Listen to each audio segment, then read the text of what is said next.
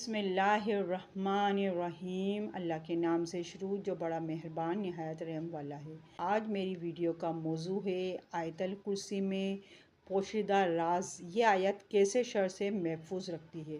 नाज़रीन कराम, ये सब जानने के लिए मेरी वीडियो अगर आपने सब्सक्राइब नहीं किया तो सब्सक्राइब कर दें। और नाज़रीन कराम, और फुल वीडियो देखने के बाद अगर पसंद आए तो लाइक ज़रूर कीजिएगा। चलें मैं वीडियो को शुरू करती हूँ। आयतल कुर्सी का मतलब है बादशाही की आयत, क्योंकि इसमें अल्लाह की बादशाहत और इसकी ताकत बयान की गई है। आयतल कुर्सी एक मुकम्मल आयत है और अपने मायने के एतबार से बहुत ताकतवर है। इस आयत में अल्लाह की तारीफ़ और उसकी बादशाहत का ज़िक्र किया गया है और बताया गया